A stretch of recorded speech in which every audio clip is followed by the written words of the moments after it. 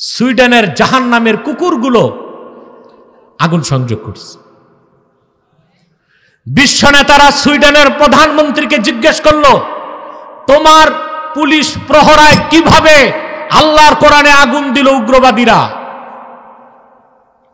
সুইডেনের প্রধানমন্ত্রী, এটা একটা শুয়োর প্রকৃতির লোক। কোন দেশের প্রধানমন্ত্রী? প্রধানমন্ত্রী কয়, this is freedom of expression, এটা মুক্ত চিন্তা, but we do not support ইট, আমরা এই কাজটা সমর্থন করি না, তবে এটা মুক্ত চিন্তা। আমি বলি, this is not freedom of expression, but it is modern barbarism. এটা মুক্ত চিন্তা নয়, আল্লাহর কোরআনে আগুন দেওয়া মুক্ত চিন্তা নয়। নমরুদ, ফেরাউন আর শয়তানের উত্তরসূরিদের কাজ। এটা সেকুলারিজম নয়, এটা মুক্ত চিন্তা নয়, এটা বর্বরতা, চরম ধৃষ্টতা। ওরাই গণতন্ত্রের কথা বলে, আর ওরাই গণতন্ত্রকে গলা টিপে হত্যা করে পশ্চিমারা। এরপর আল্লাহ পাক বলেন, ইউসলিহ লাকুম আমালাকুম ওয়া ইয়াগফির লাকুম যুনুবাকুম। মুমিনগণ, তোমরা যদি আল্লাহকে ভয় করো আর সত্য কথা বলো, তোমাদের বেহেশতে যাবার জন্য সব নেক আমল আল্লাহ ঠিক করে দিবেন। নামাজ পড়লেই তো আপনার নামাজ কবুল হয় কিনা গ্যারান্টি নাই। হজ করলেন, হজ কবুল হবে কিনা গ্যারান্টি নাই। কিন্তু যদি আপনি আল্লাহকে ভয় করেন আর সত্য কথা বলেন, আপনার সব নেক আমল কবুল হবার মতো তৌফিক আল্লাহ আপনাকে দিবেন।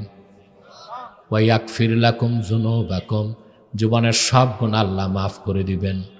ওয়া মান ইউতিইল্লাহা ওয়া রাসূলাহু ফাকাদ ফাযা ফাওজান আযীমা। আর যে আল্লাহর আনুগত্য করবে, মুহাম্মদ সাল্লাল্লাহু আলাইহি ওয়াসাল্লামের আনুগত্য করবে, সে ব্যক্তি চূড়ান্ত সফলতা লাভ করবে, মহা সাফল্য লাভ করবে। সুবহানাল্লাহ কইবেন না? আল্লাহ আল্লাহ রসুলের আনুগত্য বাদ দিয়া মুসলমান হওয়া যায়? কথা বলে না যায়? নামের মুসলমান হওয়া যায়। কিসের? আচ্ছা বলেন তো ভাই, কাগজের ফুল আর বাগানের গোলাপ ফুল পার্থক্য কেমন? অনেক না?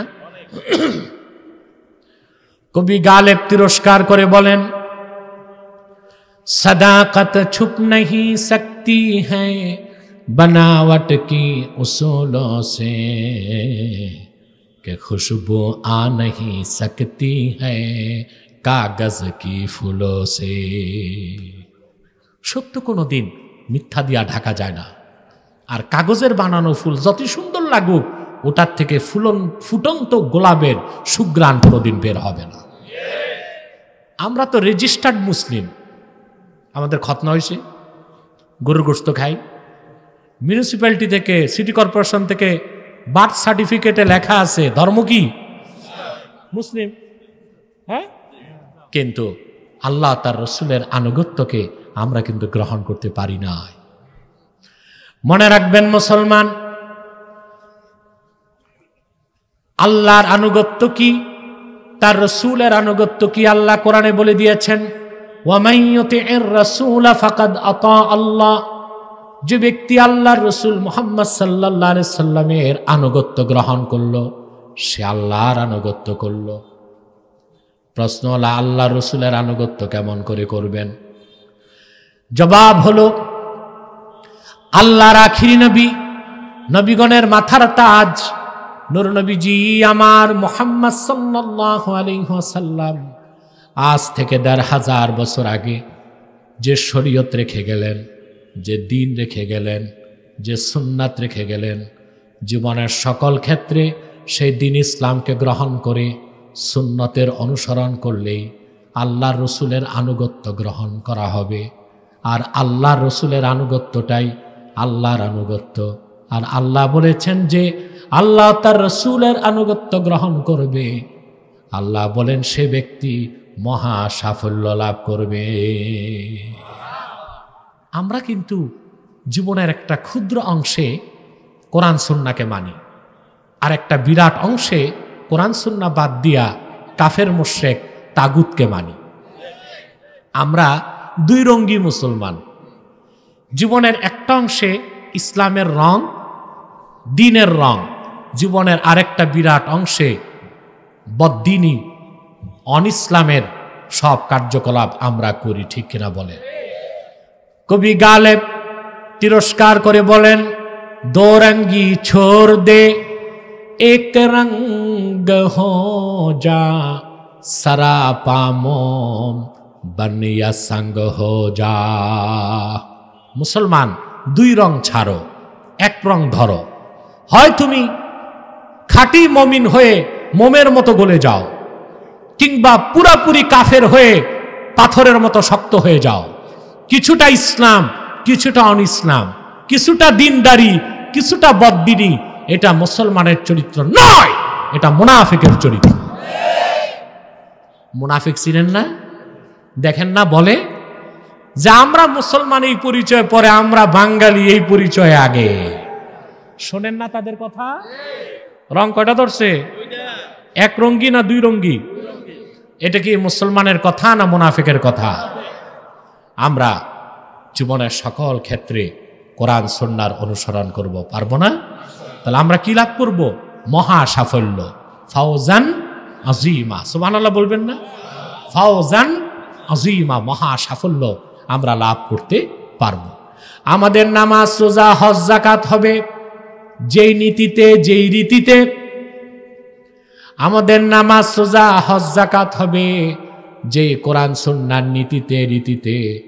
আমাদের ব্যবসা, আমাদের চাকরি, আমাদের লেনদেন, আমাদের সংস্কৃতি, আমাদের শিক্ষা, আমাদের পোশাক আশাক, বিয়ে শাদী সব হতে হবে সেই কোরআন সুন্নাহর নীতিতে, কোরআন সুন্নাহর রীতিতে।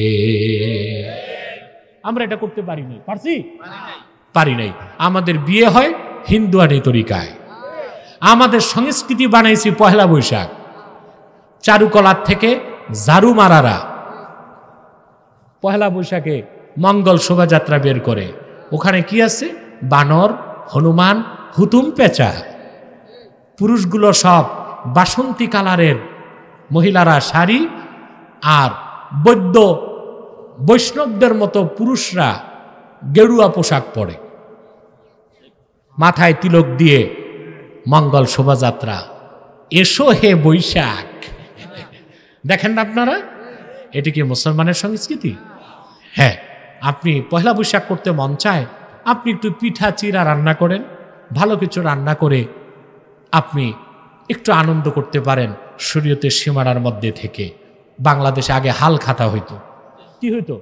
হ্যাঁ, এই সংস্কৃতি আমরা মনে করি বাঙালি সংস্কৃতি হিসেবে মানার যেতে পারে, কিন্তু ওই যে সংস্কৃতি, পহেলা বৈশাখের সংস্কৃতি, ওটা মুসলমানের সংস্কৃতি না, এটা পশ্চিম বাংলার হিন্দুদের সংস্কৃতি।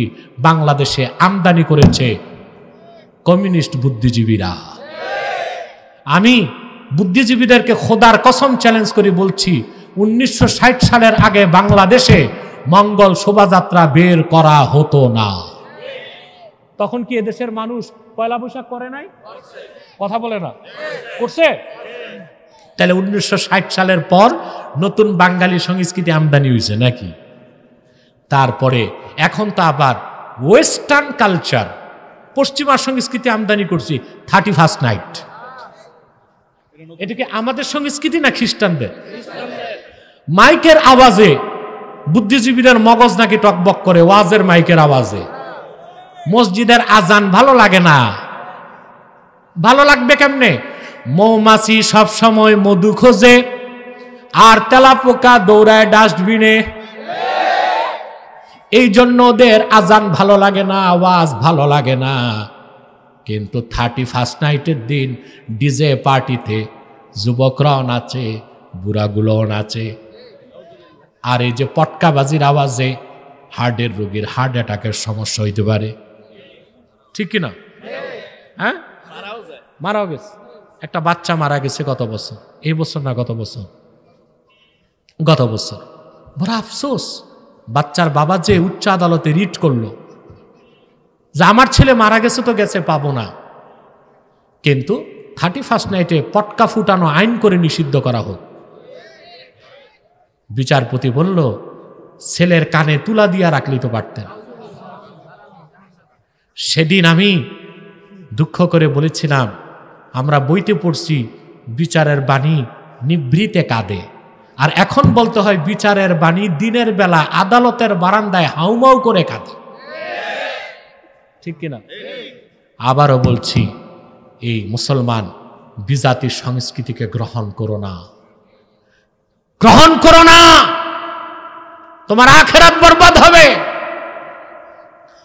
মনে রেখো মুসলমান, জীবনের সকল ক্ষেত্রেই তোমাকে আল্লাহ তার রসুলের আনুগত্য গ্রহণ করতে হবে।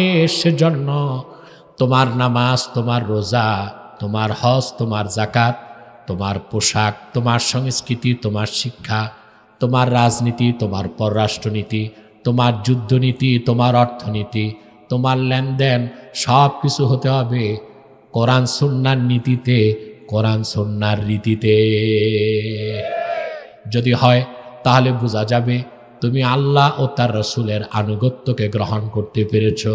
যদি আল্লাহ ও তার রসুলের আনুগত্যকে গ্রহণ করতে পারো, আল্লাহ বলে দিয়েছেন ওই ব্যক্তি ফাকাত ফাজা ফাওজান আজিমা, সে লোকটাই মহা সাফল্য লাভ করবে।